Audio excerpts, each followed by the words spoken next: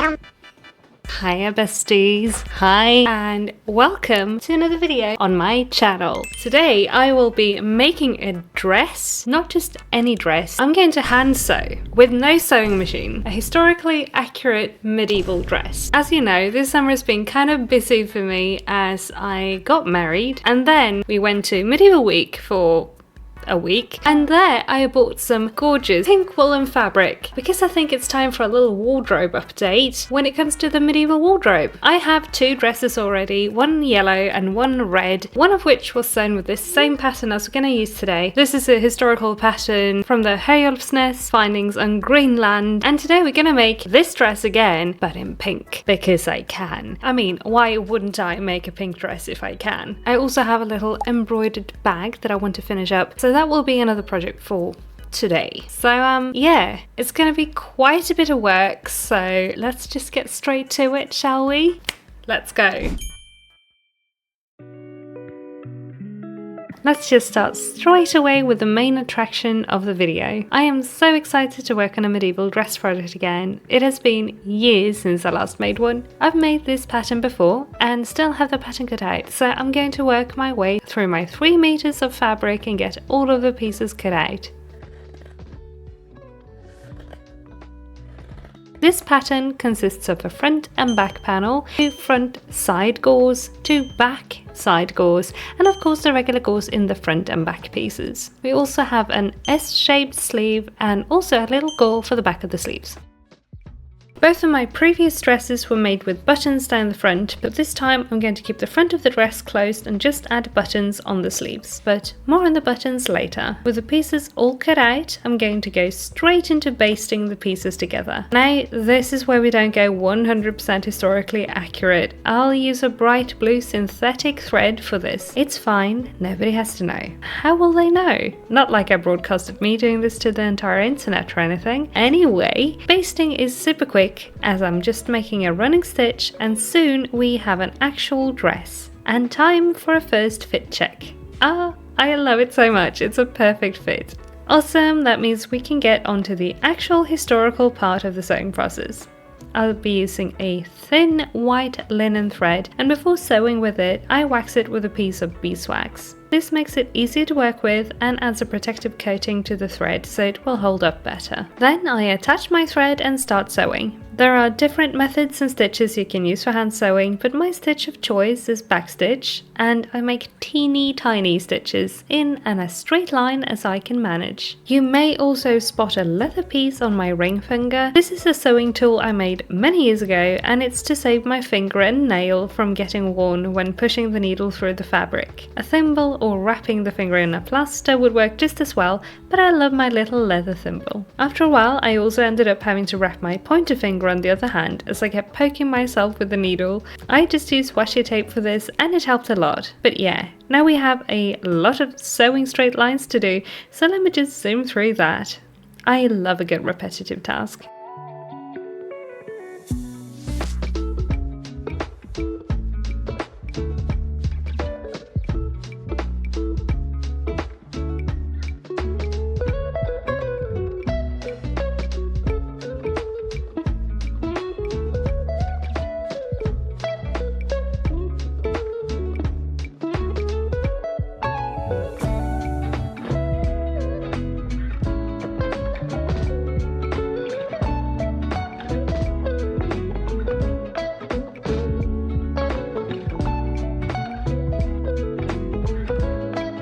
Now, with all of the straight seams done, it is time to unpick the basting stitches and remove all of the unsightly blue synthetic thread. And then we can get started on the sleeves.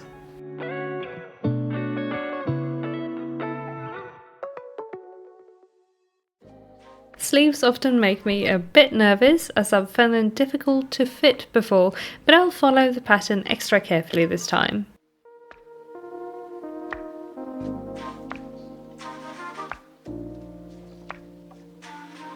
First, I baste the gore.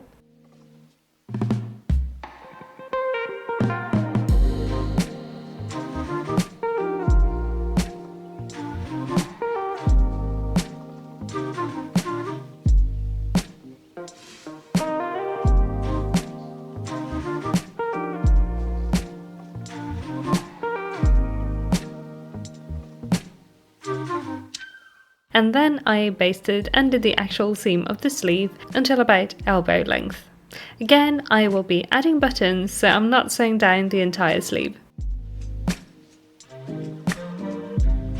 But before we go on to add buttons, I'll sew the sleeves to the dress. I do this in exactly the same way as I've sewn the rest.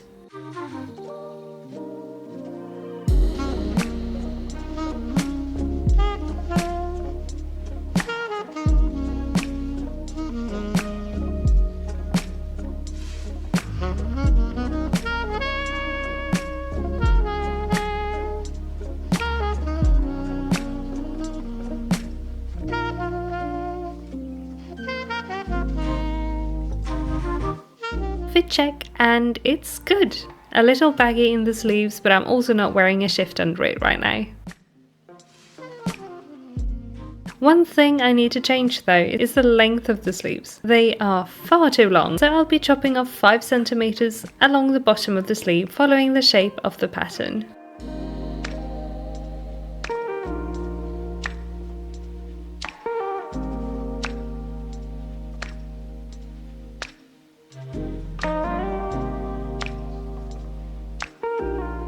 Now I'll be hemming both of the open sides of the sleeve and also the end of the sleeve.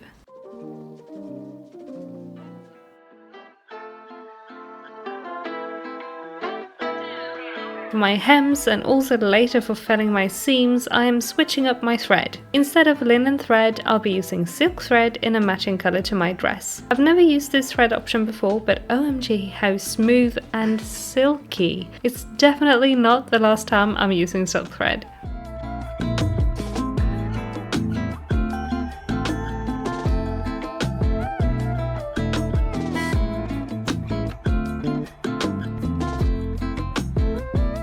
Now for my button band, I am adding a reinforcement to the woolen fabric by sewing on some linen to the inside of the sleeve so that my buttonholes won't warp.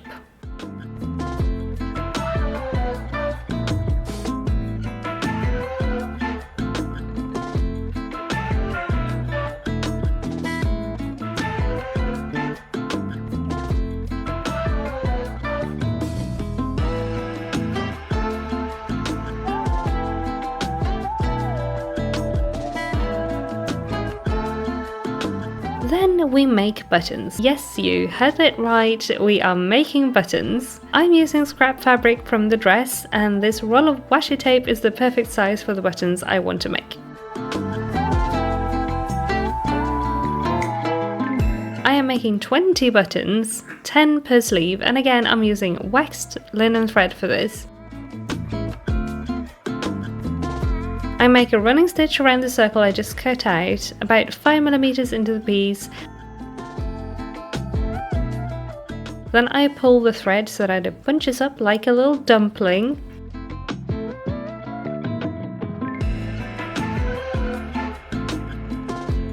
Using my nail, I press into the center of it, folding all of the fabric in on itself and keep pulling the thread. Then I sew and pull tight back and forth until it's a little ball of fabric.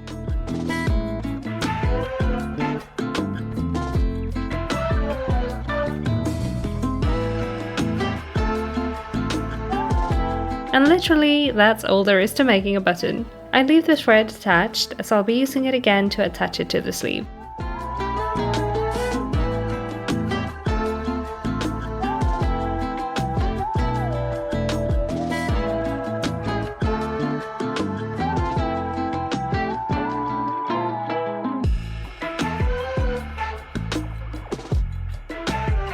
And now we make buttonholes. I've already marked out where the holes are going. For this one I'm making a buttonhole every 2 centimeters. Then I make one hole at a time, marking how long I want the hole with 2 needles. Then I cut a slit in the fabric and sew around the buttonhole with my silk thread again, this time using a buttonhole stitch, or blanket stitch as it's also called.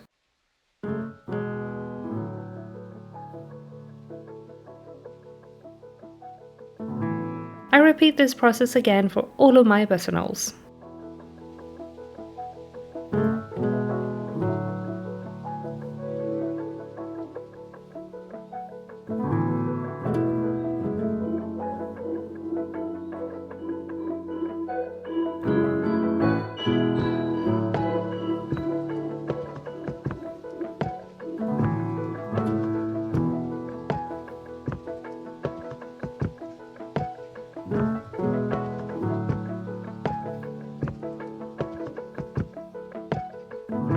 Then it is time to sew on the buttons. Unlike modern buttons, medieval buttons are sewn onto the very edge of the fabric.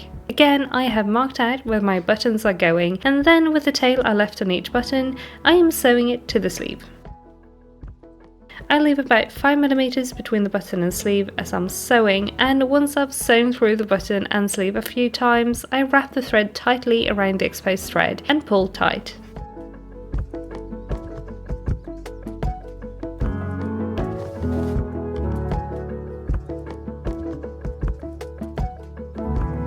Then I fasten it to the inside of the sleeve, and that's a button added.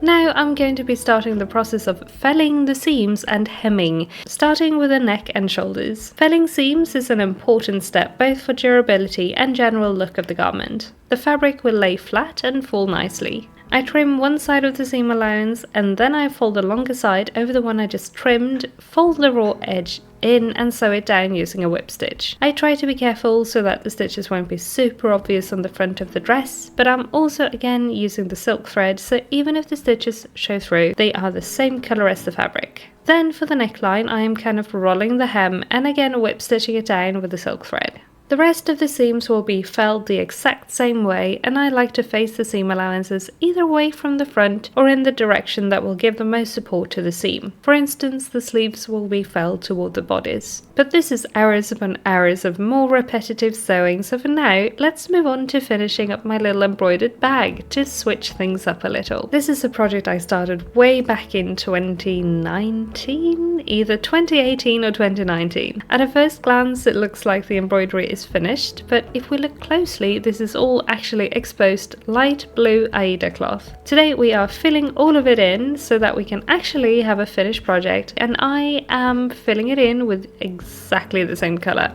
And I actually have another brick stitch project here so we can see a finished product. This is my little sewing pouch, or meshma as we call it here, or Herjolfsnes sewing roll. It has many names, but it is basically a little sewing kit that you can roll up. Anyway, this was also brick stitched, and the finished result is so neat. So now let's actually finally finish this UFO. To be able to work on this, we need to first take it apart, so I'm just gonna seam rip around and also for the drawstring channels to separate the pieces. Now, with the front and back pieces separated, we can start sewing. It's been many years since I last brick stitched, and I've lost the pattern I worked with, but I'm just filling in the blanks here, so to speak, so I think I remember what to do. This was another one of those calm, repetitive and pretty mindless projects that I just find so relaxing, so I had a great time working on this, and now I am feeling inspired to make another brick stitch bag with a different pattern. The next time I do this though, I will not be doubling up Aida and wool.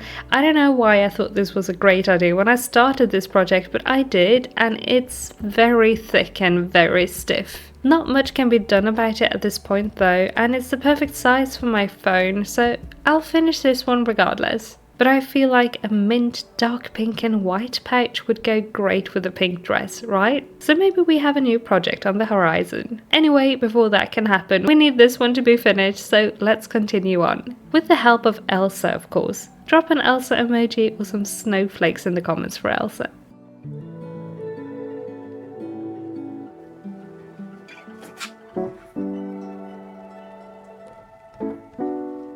With all of the embroidery done, it's time to piece the bag back together. I was gonna do some kind of French seam, but I think I'll just sew it back up like it was from the start because the front is so thick. I don't think French seams would work the greatest. I am also re-sewing the drawstring channels before sewing the bag back up.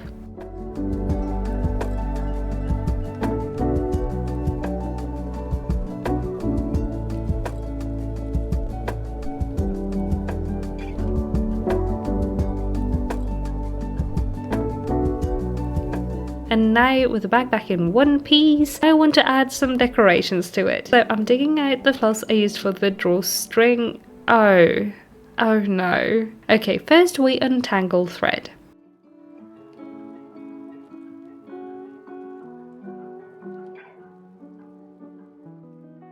There we go. Now we make another braided cord. I'll make a round 4-strand braid with 2 threads in each colour. This results in a kind of barber pole stripe cord, which I really love for a project like this.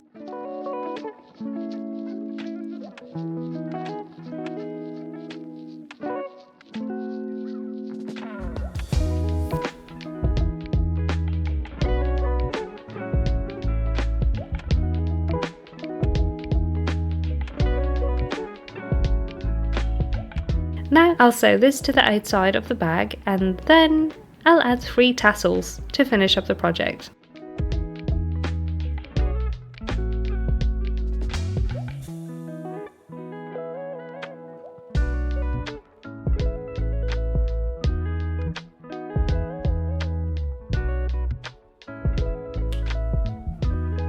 And that, my friends, is a finished bag. After 6 or 7 years, it is finally done, and while it's barely visible, I know it's fully stitched, and I love how it came out. So that's our project's done, and you know what that means? Montage!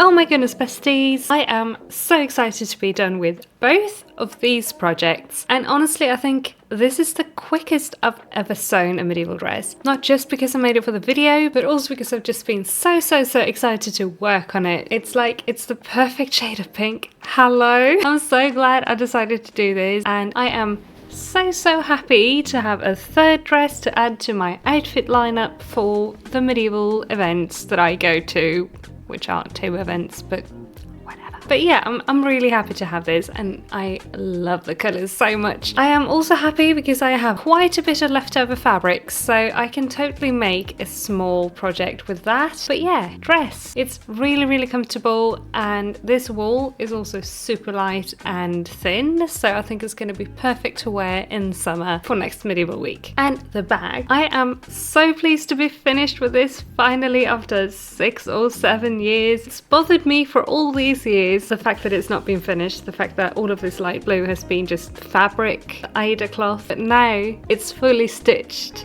and I'm so happy. I'm feeling so relieved, and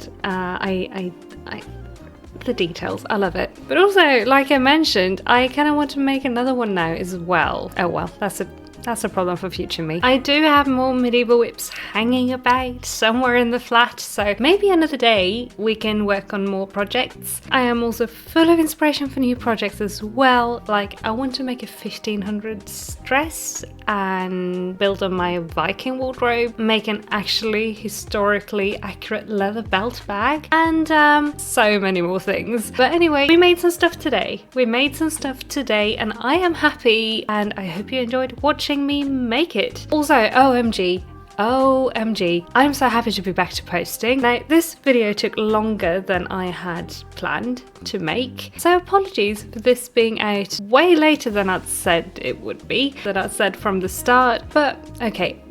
Can we chat for a second? Can we just have a little bit of a recap, a little bit of a sit down and chat, get together for 1 second? Like I mentioned at the start of the video, just in passing, that I got married this summer. It was awesome. It was absolutely awesome. It was great. I am super happy, and there is a vlog in case you missed the vlog and you want to see some clips from that and from the month leading up to it. There is a vlog, but a few weeks before that, like, I'm not going to talk about my wedding right now. I've yapped your ears off about that, but I'm going to talk about the crafting and all of like the posting and all of that. A few weeks before the wedding, I kind of stopped working on anything, well, work related, basically, because of course wedding stuff needed my full undivided attention, and then I've just kind of not had any projects after that. So now that I'm trying to get together a bit of a full video lineup, I'm having to start a ton of projects. So having to, I want to, of course, but usually I start things here and there, and I am like already kind of working on things, and I just pick up every now and then and just keep working on it for videos. But this year I'm actually having to start and work on everything I want to make kind of now, which is fun. It's super fun, and it feels like a creative whirlwind in the best way. I love that, but it's a lot, and sometimes it makes things take a lot longer than I want. Like this video is a week later than I had planned, and it's also later in the month than I wanted, but hopefully we are back on track now. We are hopefully back on track. There is a sneak peek of Beyond behind me that I'm going to start on in a future video, and I have projects next to me that I'm working on, and I think we're good, but fingers crossed, touch wood, I think we're back on track. But so excited, I'm so excited for all of my fall crafting plans. But yeah, that's for another video. I'm not going to talk about that today. So yeah, little bit of a rant, little bit of a like life update, crafting update. I think we should probably wrap things up now because I've been talking for a long time. So I want to say thank you so very much for watching today. I had so much fun making all of these projects, and I again hope you enjoyed watching me make them. But I'm curious to know one thing, or several things actually. Did you ever go to any kind of historical event? Maybe Ren Fair or Medieval Week or anything else like that? Pirate events, 1700s events, 1800, like Pride and Prejudice style events. Did you ever go to any kind of historical event? Did you ever sew any historical clothes? And in that case, from what era? Let me know. I'm this close to also getting into other eras as well. I just need to reel myself in, but I'm very curious to hear if you are also into historical sewing, and in that case what era or eras you are working with. But if you're not into historical sewing or sewing at all, or like historical stuff, that's fine too, of course, if you're just here for the vibes. So in that case, please go ahead and pop some pink emojis in the comments and I will sparkle back at you. But while you are down in the comments, please also take a wee second to like the video if you liked it, as this helps me out a ton, especially right now that my uploads have been kind of spotty and patchy. All engagement on the video, like likes, comments, shares, all of that stuff, it helps me a ton. We all know algorithms hate it when you don't do regular uploading, so anything right now helps me a lot. I'd super appreciate it. Thank you. Also, if you are new here, hi, hello, and welcome. A very, very, very warm welcome to you. I'm so happy to see you here today, so thank you for hanging out. If you are new and you'd like to keep seeing what I get up to on the channel in the future with my content and my projects, please consider clicking the subscribe button down below, and also ring the little bell if you want to get notified whenever I upload a new video. Hopefully videos will be more regular now, and also more project videos will be coming out, not just vlogs. But I post all kinds of crafty things on here, like project videos like we did today, knit and crochet challenges, vlogs like I mentioned, and also I live stream every week and we hang out and craft together on live. It's a very good time. So if that sounds like something for you, feel free to stick around and join the little cozy crafting club we have going on here on the channel. I also have a second channel. Where I sporadically post cozy gaming content, and also I stream Animal Crossing New Horizons and Hello Kitty Island Adventure on there in case you are interested. It'll be linked at the end of the video, and you can also find it in the video description. In the video description you can also find links to our Discord and my Ko-fi and Ravelry shops, and you can also become a member of the channel if you want to leave some extra support for the channel. But that's a lot of talking, sorry. I will go ahead and let you go and enjoy the rest of your day. Thank you again so very much for hanging out with me today and for watching and for being here, and I will see you again very soon in my next video. You have a great time now. Bye!